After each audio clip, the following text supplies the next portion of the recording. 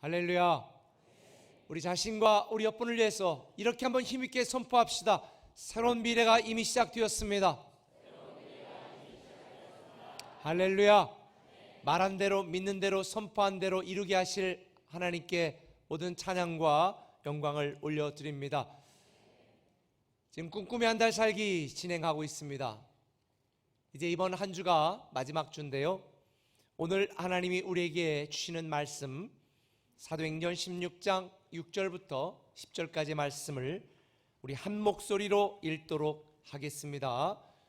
같이 읽습니다. 성령이 아시아에서 말씀을 전하지 못하게 하시거늘 부르기아와 갈라디아 땅으로 다녀가 무시아 앞에 이르러 비두니아로 가고자 애쓰되 예수의 영이 허락하지 아니하시는지라. 무시아를 지나 드로아로 내려갔는데 밤에 환상이 바울에게 보이니 마게도냐 사람 하나가 서서 그에게 청하여 가로되 마게도냐로 건너와서 우리를 도우라 하거늘 바울이 이 환상을 본 후에 우리가 곧 마게도냐로 떠나기를 힘쓰니 이는 하나님이 저 사람들에게 복음을 전하라고 우리를 부르신 줄로 인정함이로라. 아멘. 지난주 미소 짓는 내일이 온다 라고 말씀을 함께 나눴는데, 지난주 웃으면서 한 주 지내셨나요? 네, 반은 그런 것 같고 반은 안 그런 것 같은데, 그렇습니다. 우리가 미소 지으며 웃으며 살고 싶지만 우리가 웃지 못하게 하는 일들이 참 많은 것 같습니다. 지난주에도 암으로 투병 중에 있는 한 분에게 또 문자를 받았는데, 여러 가지 속상한 중에 포기할까라는 생각도 했지만, 그러나 말씀 듣고 새 힘 얻어서 다시 하나님의 은혜와 기적을 기대하며 기도하고 치료받기로 했다는 문자를 받으면서 저도 간절히 중보 기도를 했습니다. 웃으며 살고 싶고 미소 지으며 살고 싶지만 어쩌면 우리의 현실 가운데 답답하고 괴로운 상황이 지속되어서 낙심하고 낙담하는 분들도 종종 있는 것을 보게 되어집니다. 이코노미스트 특파원으로 한국에 오래 살았던 다니엘 튜터라고 하는 사람이 한국 사람들을 관찰하고 보면서 한국에 대한 책을 한 권을 썼는데, 그 책 제목이 굉장히 인상적입니다.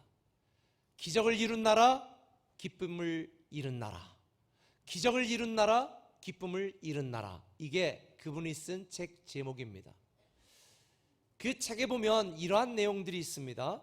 한국에 산다는 것은 경쟁한다는 말과 같다. 한국인은 대학교, 직장, 결혼 상대, 그 외에도 수많은 것들을 얻기 위해 끊임없이 싸워야 한다. 다른 이들과 맞서 끝없이 경쟁해야 한다는 압박은 어린 시절부터 시작되며 심지어 은퇴 후에도 끝나지 않는다. 한국인들이 가장 자주 쓰는 표현 중 하나가 영어에서 빌려온 파이팅! 이라는 것은 결코 우연의 일치가 아닐 것이다. 오늘 2부 예배 끝나고도 우리 2부 예배 시간에 우리 고3들 위해서 같이 온 성도들과 함께 축복하며 기도를 했는데요, 참 살아가는 게 만만치 않잖아요. 파이팅하지 않으면 버틸 수 없는 상황 속에 우리는 처해 있습니다. 이 파이팅이라는 말은 싸운다는 말이잖아요. 제가 며칠 전에 우리 교단 총회장님 취임하는 예배에 축사를 하러 갔는데, 다 끝나고 목사님들께서 기념사진 한 장 찍어야 된다고 그러더라고요. 저도 이제 뒤에서 이렇게 딱 서 있는데 앞에 사진사 그러면, 자, 우리 한번 파이팅 하시죠. 제가 아니 잠깐 파이팅 하지 말고 그냥 사랑합니다로 합시다. 제가 이렇게 제안을 했어요. 아니, 총회장 취임식에 갔는데 뭘 파이팅을 합니까? 뭘 싸웁니까? 근데 보통 대부분 한국 사람들은 이게 습관이 된 것 같아요. 파이팅 하자고. 사실 파이팅하지 않으면 버티고 이겨낼 수 없는 그 상황 속에 살아가고 있는 것이 우리가 살고 있는 우리 한국의 현 주소가 아니겠습니까? 그러나 우리가 파이팅하면서 싸우면서 살아가는 것은 하나님의 뜻이 아닙니다. 하나님은 우리가 이 힘겨운 사회 속에서도 미소 잃지 않고 기뻐하며 살아가기를 기대하고 있습니다. 하나님은 우리를 택하셔서 우리의 기쁨이 되길 원하셨고, 또 우리 또한 하나님의 기쁨이 되기를 기대하고 계십니다. 그래서 사무엘상 12장 22절에 보면 이렇게 말씀하십니다. 같이 읽어보겠습니다. 여호와께서는 너희를 자기 백성으로 삼으신 것을 기뻐하셨으므로 여호와께서는 그의 크신 이름을 위해서라도 자기 백성을 버리지 아니하실 것이요. 하나님이 우리를 택하시고 기뻐하셨고 우리 또한 하나님이 기쁨이 되어야 될 것은 우리를 하나님이 절대로 버리지 않을 것이기 때문에 기뻐하는 내일은 우리에게 옵니다. 기뻐하며 사는 것이 하나님의 뜻입니다.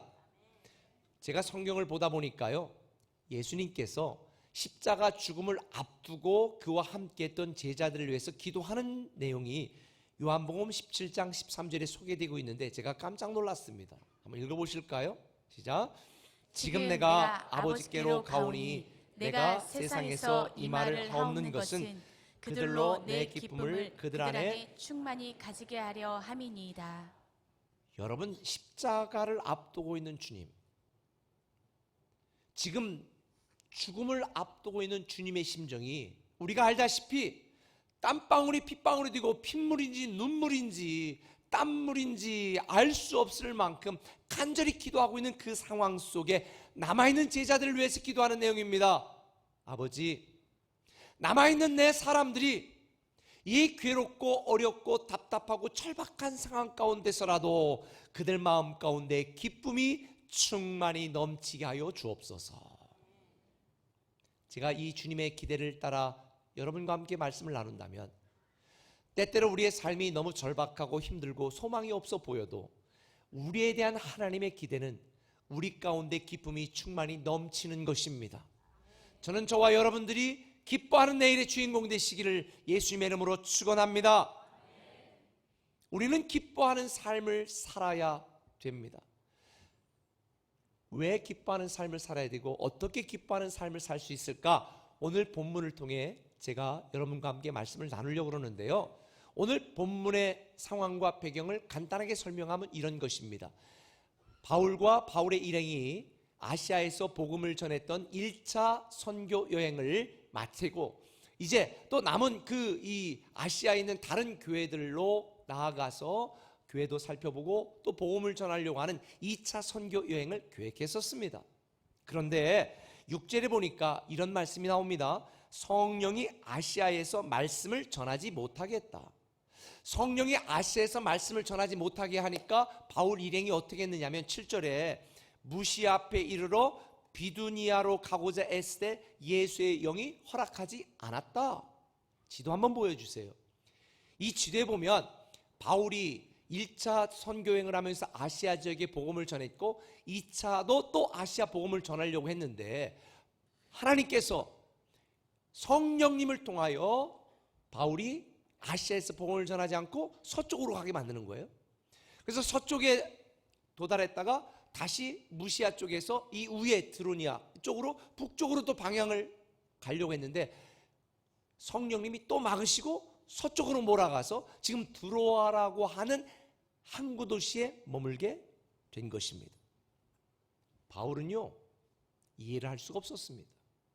아니, 왜 이 선교 계획을 성령님이 막으실까? 왜 예수 그리스도의 영이 내가 계획한 것들을 회방하고 막으실까? 인간적으로 이 바울 일행은 굉장히 당혹스러웠을 것입니다. 굉장히 혼란스러웠을 것입니다. 대체 왜 성령님께서 내 선교에 대한 모든 계획을 막으셨을까? 여러분은 어떠세요? 여러분 그런 적 없으세요? 여러분들이 공무원들 중에 시험 공부 준비하시면서 나중에 내가 세종으로 가서 살아야지 이렇게 결심하신 분 계세요? 아니, 내 생각과 의도와 관계없이 왜 내가 원하는, 내가 꿈꿨던, 내가 생각했던 그런 길을 막으시고 전혀 엉뚱한 길로 인도하실까? 그런 생각하신 적 없으세요? 저는 많았어요. 저는 철없을 때는 목사가 되고 싶었지만 철이 들고 나서 목사 나부랭이가 되고 싶지 않았습니다. 세종이 얼마나 살기 좋아요. 그런데 이것도 지방이라고 짜증내는 분들이 계시잖아요. 그런데 제가 공주라고 하는 소도시 지방에 살았으니 얼마나 짜증이 났겠습니까? 넓은 미국에 가 살아야 되겠다. 미국 가 살았는데 너무 좋은 거예요. 한국 절대 오지 말아야지.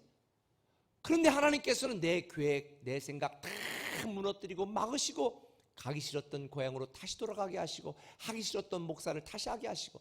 인간적으로 생각해 보면요, 하나님은 내 인생 회방꾼이요, 거침돌이요. 어떻게 내 인생을 이렇게 망가뜨릴 수 있는가? 난 외교관이 되고 싶었단 말이에요. 세상을 돌아다니며 자유롭게 살고 싶었단 말이에요. 근데 왜 하나님이 내 인생을 이렇게 망가뜨렸을까? 아하, 지나고 보니까 내 길이 막힌 것이지 하나님의 길이 막힌 것이 아니에요. 내 계획이 무너진 것이지 하나님의 계획이 무너진 게 아니에요. 하나님은 나를 위해 새로운 길을 열고 계셨더라고요. 할렐루야. 아마 여러분들 중에도 그런 분이 있을 것입니다. 왜 하나님은 내 계획, 내 생각과 다르게 나를 이곳으로 몰아서 내 인생을 이렇게 만드셨을까? 여러분, 하나님은 우리가 기뻐하는 인생을 살기를 원하십니다. 그래서 잠언 19장 9절 우리가 잘 아는 말씀에 있잖아요. 뭐라고 돼 있어요? 사람의 마음으로 자기의 길을 계획할지라도 그 걸음을 인도하시는 이는 여호와 하나님이시라는 거예요. 하나님이 오늘 여러분 여기에 있게 하셨고, 여러분이 불평하고 불편해하는 그 배우자도 하나님이 뜻이 계셔서 만나게 하신 거고, 여러분 속상하게 하는 자녀들도 하나님이 계획이 있으셔서 여러분의 자녀로 만드신 줄 믿으시길 바랍니다. 이걸 알아야 우리는 기뻐하는 내일을 맞이하고 기뻐하며 살 수 있어요. 자, 다시 본문으로 돌아보겠습니다. 바울이 자신의 계획과 자신의 판단이 무너져 내린 이 순간에 너무 속상해서 드로아의 한 항구에 처량한 노을빛을 보면서 쭈그리고 있다가 깜빡 잠이 들었던 것 같아요. 그런데 그 잠깐의 잠을 자는 동안에 하나님께서 환상을 보여주시면서 마게도냐 사람들이 야, 우리 마게도냐로 와서 우리를 도와달라라고 하는 환상을 딱 보게 되어지는 거예요. 지금 바울이 아시아에서 복음을 전하려고 그러다가 서쪽으로 밀려가다가 북쪽도 막혀가지고 다시 서쪽에 드로아 항구에 있는 이 드로아는 동쪽으로는 아시아가 펼쳐져 있고 서쪽으로는 유럽이 시작되어지는 그 중간 지점에 딱 있는 거예요. 하나님이 자기 길을 막으신 것처럼 보였지만 사실은 하나님께서 바울과 바울 일행에게 당시 문명의 중심지였던 유럽으로 들어가 세계 복음화를 위한 새로운 빅픽처, 큰 그림을 그리고 계셨던 것입니다. 오늘 여러분의 삶이 여러분의 뜻대로 이끌어지고 인도되지 않았다고 답답해하는 분들이 있겠지만 하나님의 빅픽처를 믿으시길 바랍니다. 하나님의 계획 가운데 우리에게 새로운 비전과 새로운 열정과 새로운 미래를 열어주시는 것입니다. 그것이 성령님이 바울의 계획을 맡고 이곳까지 이끄셨던 하나님의 계획이었습니다. 우리도 바울처럼 때때로 인생에 대한 내 계획이 무너지고 내가 생각했던 내 길이 막혀서 내 인생이 틀어진 것처럼 보일 때 여러분 실망하지 마세요. 낙심하지 마세요. 지금 비록 다 이해할 수 없어도 반드시 기뻐하는 내일을 맞이하게 하실 줄 믿습니다. 어떻게 기뻐하는 내일의 주인공이 되고 기뻐하는 내일을 맞이할 수 있을까? 오늘 본문을 통해 제가 깨달은 건 두 가지인데 그 첫 번째는 이거예요. 택하신 사랑을 믿으라는 것입니다. 한번 따라합시다. 택하신 사랑을 믿으라. 택하신 사랑을 믿으라. 오늘 6절 7절 본문에 보면 계속해서 아시아의 성령님의 말씀을 전하지 못하게 하고 다시 북쪽으로 갔더니 북쪽 가는 길도 막으시고 서쪽으로 가서 유럽 마게도냐 쪽으로 선교하러 가게 하시는 하나님의 뜻을 이해하지 못했습니다. 그런데 이거 아세요? 하나님은 바울을 괴롭게 하려고 그의 앞길을 막으신 것이 아니라 새로운 길을 내시려고 새로운 길로 이끄신 것입니다. 하나님은 하나님이 택하신 자들에게, 사랑으로 택하신 자들에게 좋은 것을 주시고 아름다운 것을 주시고 새로운 것을 주시는 분이시지 택하여 괴롭게 하려고 무너뜨리려고 짜증나게 하려고 우리를 부르신 게 아니고 우리를 택하신 게 아니에요. 인간적인 눈으로 볼 때, 바울의 눈으로 볼 때는 모든 게 막히고 뒤틀리고 무너져 내렸습니다. 그런데 하나님의 관점에서 보면 하나님은 새로운 길, 새로운 비전의 계획을 보여주신 것입니다. 우리는요, 우리를 택하신 하나님의 사랑을 믿어야 됩니다. 우리를 택하시고 우리를 사랑하셔서 독생자 예수 그리스도도 아끼지 않고 우리에게 주시고 또 위대한 상속자의 특권을 주신 그 하나님은 우리를 잘되게 하는 것, 우리를 복 주시는 것, 우리를 하늘의 상속자로 만드는 것이지, 나를 부담스럽게 하고 나를 무너뜨리게 하고 우리를 낙심하고 좌절케 하는 것이 아니에요. 잠시 육신으로 살아가는 이 땅의 삶이 괴롭고 답답할지라도 우리를 택하신 하나님의 사랑을 믿으시길 바랍니다. 여러분, 믿음은요, 이해하는 게 아니에요. 이해가 되는 건 믿을 필요가 없어. 이해하면 되니까. 여러분이 받아들일 만한 일이다, 그럼 받아들이면 돼. 믿음도 필요 없어. 우리에게 왜 믿음이 필요한 줄 아세요? 당장 내 현실과 상황을 보니까 내 뜻대로 내 계획대로 되지 않아. 그러나 나를 택하신 하나님의 사랑을 믿으면 하나님이 나에게 반드시 합력하여 선을 이루시고 가장 좋은 길로 이끄신다는 것, 그래서 믿는 거예요. 하나님, 우리가 기대하는 것, 우리가 믿는 것, 우리가 꿈꾸고 바라는 것 이상으로 우리에게 좋은 것을 주시는 줄 믿으시면 아멘. 하나님의 시간표와 내 시간표가 다르다고 불평하지 마세요. 하나님은 나에게 최선의 것, 최고의 것, 최상의 것을 주십니다. 왜? 우리는 하나님이 택한 하나님의 자녀니까. 여러분, 자녀들 이번에 고3들 이번 목요일날에 수능 보는데 수능 망쳤으면 좋겠어요? 그래가지고 막 페인이 돼가지고 내 인생 내 다 망쳤다 그래가지고 막 골방에서 그냥 막 처박혀 있기를 원하세요? 걔가 어쩌다가 결혼했는데 그냥 맨날 서로 투드러 패고 싸우는 이런 부부 생활하길 원하세요? 어쩌다 직장에 취업했는데 1년마다 때려치고 그냥 못한다고 맨날 그만두길 원하세요? 아니잖아요. 아무리 마음에 들지 않고 속썩이는 자녀를 할지라도 잘 되기를 원하잖아요.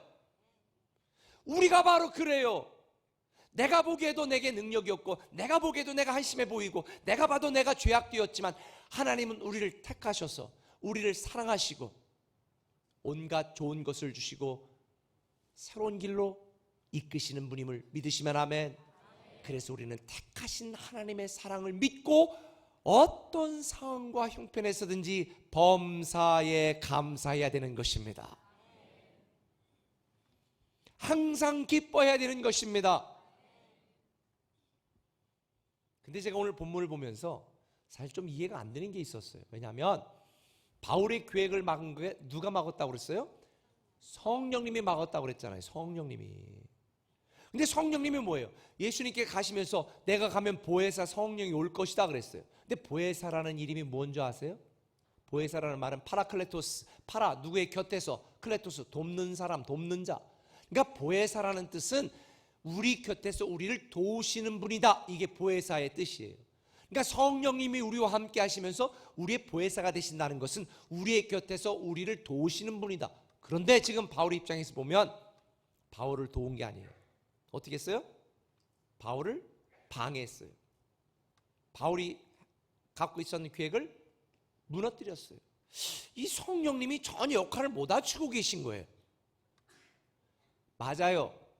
바울 입장에서 보면 성령님이 막으시고 그의 계획을 뒤틀으신 것이지만 하나님의 입장, 성령의 입장에서 보면 바울이 꿈도 꾸지 못했던 새로운 세계복음화의 새로운 길로 그를 이끄신 줄 믿으시면 아멘. 그래서 우리 인생은 내 관점에서가 아니라 하나님의 관점에서 바라봐야 되는 거예요. 느헤미야 9장 7절에 보면 하나님이 아브라함을 택하신 장면을 느헤미야가 백성들에게 설명을 합니다. 주는 여호와 하나님 여호와시라. 옛적에 아브라함을 택하시고, 그런데 그 뒤에 중요해, 갈대아 우르에서 인도해내시고. 하나님의 택하심에는 반드시 인도하심이 함께 가는 줄 믿으시길 바랍니다. 하나님이 우리를 택하셨으면 하나님이 우리를 인도하시는 거예요. 우리가 하나님의 택하신 걸 믿고도 우리는 하나님의 인도하심을 신뢰하지 않는 믿음 없는 것이 우리의 문제예요. 하나님의 택하신 사랑을 믿으시길 바랍니다. 여러분을 위대한 상속자로 택하신 걸 믿으시길 바랍니다. 이 택하신 사랑을 믿는다면 우리를 인도하시는 하나님도 신뢰해야 되는 거예요. 저는 지금까지 제 인생을 돌아볼 때에 만약 안희몽 목사가 믿는 하나님이 어떤 하나님이냐라고 묻는다면 저는 인도하시는 하나님이에요.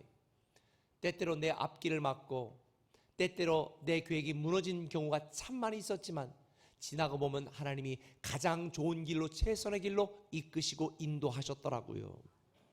저는 여러분도 여러분을 택하시고 인도하시는 하나님을 믿고 범사에 감사하시기를 예수님의 이름으로 축원합니다. 그래서 셰익스피어가 이런 유명한 말을 했어요. 의심은 배신자다. 의심은 시도할 마음조차 사라지게 만들어 손에 넣을 수도 있었던 행복도 놓치게 한다. 누가 하는 짓이에요? 마귀가 하는 짓이에요. 마귀는 조금만 우리의 상황이 어려워지고 내 계획이 무너지면 거봐, 너 하나님 사랑하는 거 맞아? 의심해, 의심해, 의심해, 의심해. 그런 데가 존재하는 거야. 이렇게 말해요. 그러나 믿음에는 의심이 없어야 됩니다. 하나님이 우리를 택하신 사랑을 믿는다면 우리를 가장 좋은 길로 이끄시고 인도하시는 하나님을 믿으시길 바랍니다. 그래야 현재 나의 상황을 하나님의 관점에서 바라보고 기뻐하는 삶을 살게 되는 거예요. 그래서 이사야 선지자는 55장 8절에 이렇게 말했습니다. 내 생각이 너의 생각과 다르며 내 길은 너희의 길과 다르다. 여호와의 말씀이니라. 오늘 힘들어도 지금까지 막혔어도 나를 사랑하시는, 나를 택하신 하나님의 사랑을 믿으시고 그의 인도하심을 따르시기를 예수님의 이름으로 축원합니다. 그럴 때 반드시 기뻐하는 내일을 맞이하게 돼요. 뿐만 아니에요. 택하신 하나님의 사랑을 믿은 사람들은요 이렇게 합니다. 부르신 사명을 따라 삽니다. 한번 따라합시다. 부르신 사명을 따르라. 부르신 사명을 따르라. 오늘 10절을 보면 본문 말씀은 이렇게 되어 있네요. 같이 읽어볼까요? 바울이 이 환상을 본 후에 우리가 곧 마게도냐로 떠나기를 힘쓰니 이는 하나님이 저 사람들에게 복음을 전하라고 우리를 부르신 줄로 인정함이로라. 자기 계획이 막혀서 실망하고 들어와 항구에 있었던 이 사도 바울, 마게도냐 사람들이 자기에게 와서 도우라고 하는 환상을 본 뒤에 아하, 이게 하나님의 부르심이구나, 이 자리가 하나님의 부르심의 자리구나 라는 것을 알고 그 부르심에 순종하여 마게도냐 유럽으로 건너가게 되어집니다. 어떤 분들이 이렇게 말해요. 목사님, 왜 저에게는 위대한 간증이 안 생기나요? 그런 의문이 있는 분에게 제가 이렇게 반문하고 싶습니다. 여러분은 하나님의 부르심을 따랐나요? 여러분은 하나님의 부르심을 믿고 따랐나요? 순종했나요? 이걸 묻고 싶어요. 믿음이 없는 곳에 기적이 없고요, 부르심에 순종이 없는 곳에 능력은 나타나지 않습니다. 이 바울과 바울 일행들은 보세요. 하나님께서 부르셨다라는 확신이 있자 곧 즉시 즉각적으로 순종했습니다. 그리고 유럽으로 건너갔습니다. 저는 즉각적인 순종이 아닌 것은 불순종이라고 생각하는 사람입니다. 정말 나를 사랑하시는 하나님, 나를 부르신 하나님을 믿는다면 우리는 즉각적으로 부르심을 따르고 순종하게 되어 있어요. 즉각적으로 부르심을 따르고 순종했던 바울과 그의 일행들에 의하여 유럽이 복음화가 되어지고 전 세계 복음이 전해지는 놀라운 일들이 일어나게 된 것입니다. 저는 여러분들이 위대한 간증이 있는 신앙, 그리고 하나님의 놀라운 기적을 경험하는 여러분이 되시기를 예수님의 이름으로 축원합니다. 여러분을 부르신 하나님의 부르심을 따라 살기를 바랍니다. 그런데 어떤 분들은요, 혹 이런 생각을 하는 분들이 있어요. 사명, 부르심, 그건 목사나 믿음이 좋은 사람들에게만 해당되는 것이지, 또 교회 오래 다닌 사람에게 해당되는 것이지 나 같은 평범한 사람에게는 별로 상관이 없는 일이라고 착각하는 분들도 있습니다. 그러나 여러분에게 오늘 분명히 말씀드립니다. 저와 여러분, 하나님을 믿는 모든 사람들은 하나님을 섬기도록 부름받은 사명자입니다. 할렐루야. 베드로전서 2장 9절에도 분명히 말했습니다. 너희는 택하신 족속이요, 우리는 택하신 하나님의 사람들입니다. 두 번째가 뭘까요? 너희는 왕같은 제사장이라는 거예요. 제사장은 하나님을 섬기는 사명을 받은 사람들입니다. 그런데 저와 여러분, 우리 모두는 왕같은 제사장이라는 것입니다. 성직자와 평신도를 구분하여 성도들에게 성경도 읽지 못하게 했던 중세 암흑시대에 루터가 말합니다. 모든 신자들은 사역자다, 모든 성도들은 왕같은 제사장이다, 이걸 말한 것입니다. 오늘날 교회가 다시 후퇴하고 있습니다. 목사는 성직자고 성도들은 평신도입니까? 이 말 자체 구분이 성경에 되어 있지 않습니다. 저와 여러분 우리 모두는 하나님께 부름받은 사명자입니다. 왕같은 제사장입니다. 다만 그 역할이 다른 것입니다. 저는 여러분을 가르치는 하나님의 사명자요, 여러분은 배워 세상으로 나아가 복음을 증가하는 사명자인 것입니다. 저는 교회 안에 성도를 섬기도록 부름받은 사명자요, 여러분은 훈련받고 세상으로 나아가 가정과 직장, 세상 속에서 하나님을 섬기는 사명자로 부름을 받았으니 저와 여러분 우리 모두는 우리 교회 비전처럼 모든 신자가 사역자로 섬기는 사랑의 공동체 되어 세상을 변화시키는 교회, 이게 우리 꿈에게 비전입니다. 왜냐하면 그게 성경적이니까. 저와 여러분 우리 중에 한 분도 사명이 없는 분들이 없습니다. 다 부르신 사명자입니다. 그래서 칼 힐티가 이런 말 했습니다. 인간 생애 최고의 날은 자기 인생의 사명을 자각하는 날이다. 하나님이 나를 이 목적에 쓰겠다고 작정한 그 목적을 깨닫는 것이다.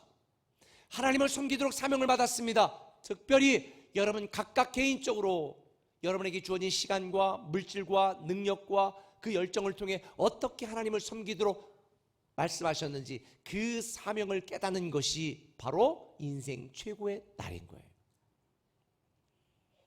그렇다면 우리는 어떻게 부르신 사명을 따라 살아갈 수 있을까? 개별적으로도 할 수 있어요. 개별적으로도 복음도 전하고 개별적으로 많은 사명을 감당하는 분들도 있습니다. 그러나 근본적으로 하나님의 계획은요, 교회를 통해서 교회로 말미암아 하는 것입니다.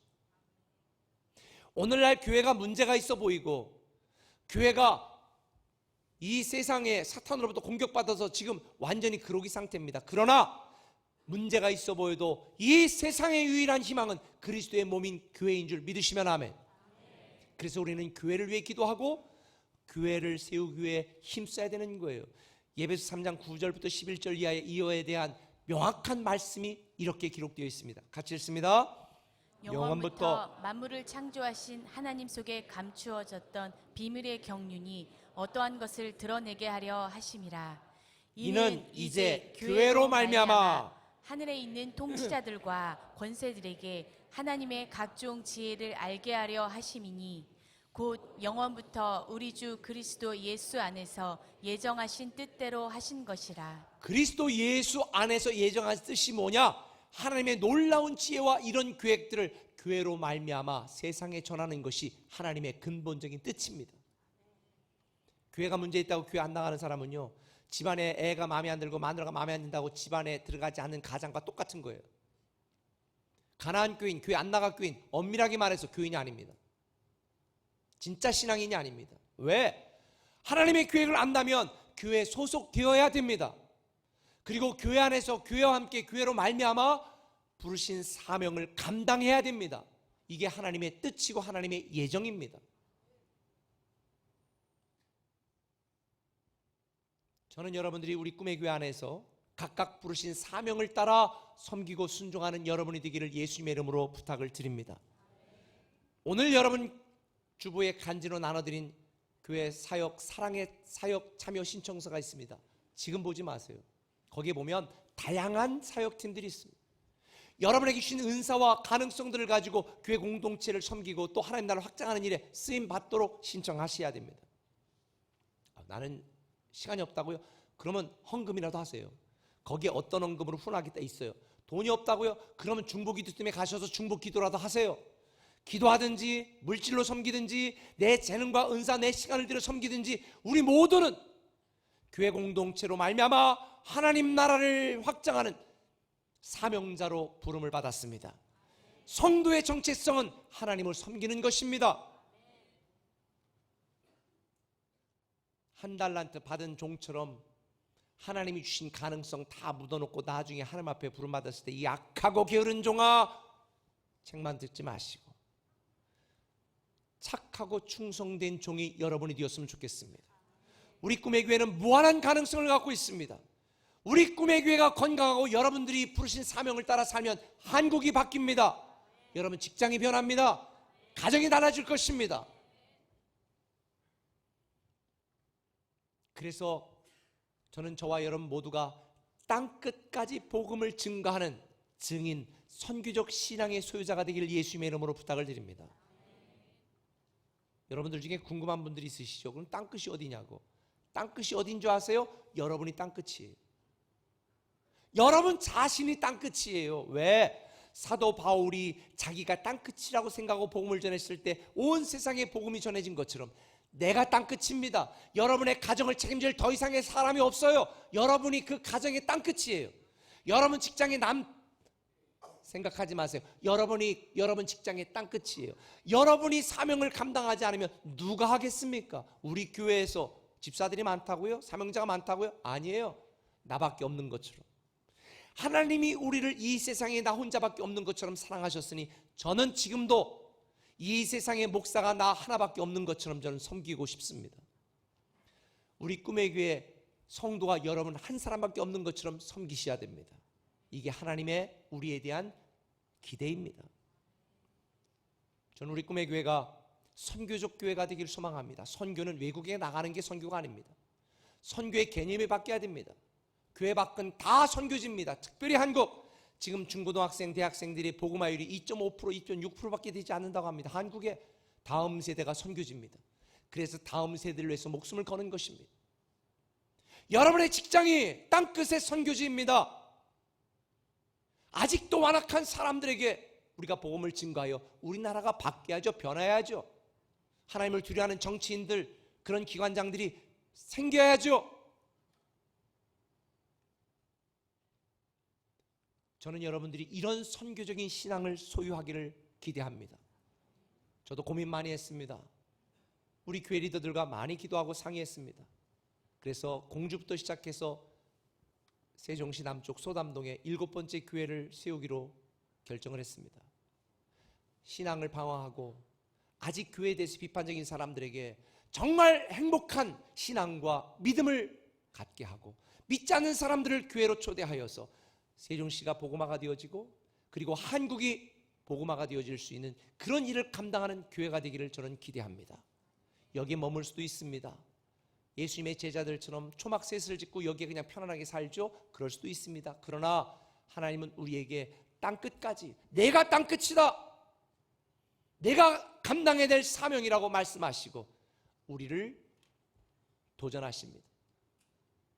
저는 우리 꿈의 교회가 이런 선교적인 교회, 여러분은 선교적인 성도, 그리고 선교적인 신앙을 소유하여 한국의 희망이 되고 여러분의 가정의 희망이 되고 여러분의 직장의 희망이 되는 저와 여러분이 되었으면 좋겠습니다. 특별히 예레미야 32장 40절 이하에 보면 우리에 대한 하나님의 마음을 이렇게 알려주시고 있습니다. 같이 읽어볼까요? 그때는 내가 그들과 영원한 언약을 맺고 내가 그들에게서 영영 떠나지 않고 그들을 잘되게 할 것이며 그들의 마음속에 나를 경외하는 마음을 넣어주어서 그들이 나에게서 떠나가지 않게 하겠다. 나는 그들을 잘되게 함으로 기뻐할 것이며 나의 온 마음과 정성을 다하여 그들이 이 땅에 뿌리를 굳게 내리고 살게 하겠다. 할렐루야.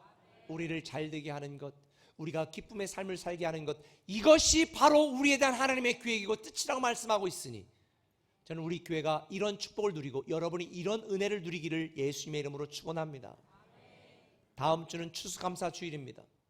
지금까지 지내온 하나님 은혜에 최선을 다하여 감사하셨으면 좋겠습니다. 한 분도 감사하지 않는 분이 없었으면 좋겠어요. 다 감사하셨으면 좋겠어요. 부부간에 받은 은혜가 달라요. 부부간에 다 다르게 하세요. 만약 나에게 올 한 해 동안 감사할 것이 없다, 그러면 미래를 기준으로 감사하시길 바랍니다. 하나님이 축복하시고 기뻐하는 내일을 맞게 하실 미래를 기준으로 우리는 감사해야 돼요. 최선의 감사. 제가 여러분에게 말씀드렸지만 최선이라는 것은 내가 한 일을 내가 봐도 감동이 되는 게 최선입니다. 올해 우리가 최선을 다해 하나님 앞에 감사하고 그동안 주신 하나님 은혜에 감사하여서 저는 올해 추수감사부터 시작해서 앞으로 우리 꿈의 교회에 여러분들이 특별히 기도하며 드리는 여러분의 마음과 예물과 정성은 우리가 7번째 교회를 세우는 일에 사용하려고 합니다. 여러분들께서 마음을 모아서 정말 한 마음으로 하나님 앞에 감사로 최선을 다해 주셨으면 좋겠습니다. 하나님께서 우리에 대한 계획은 우리가 잘 되는 것입니다. 우리가 기뻐하는 삶을 사는 것입니다. 우리가 기대하는 그 이상의 놀라운 축복을 누리는 새로운 길을 하나님은 열고 계십니다. 저는 그런 은혜가, 그런 축복이 저와 여러분에게 넘치기를 축원합니다. 하나님은 우리가 슬퍼하며 눈물지며 사는 것이 아니라 기뻐하는 내일의 주인공 되길 원합니다. 우리를 택하신 하나님의 사랑을 믿고 감사하시고 우리를 부르신 사명을 따라 교회 공동체를 섬기고 세우는 일에, 선교적인 신앙을 갖는 일에 여러분이 오늘 결단하는 귀한 시간 되시기를 예수님의 이름으로 축원합니다. 기도합니다.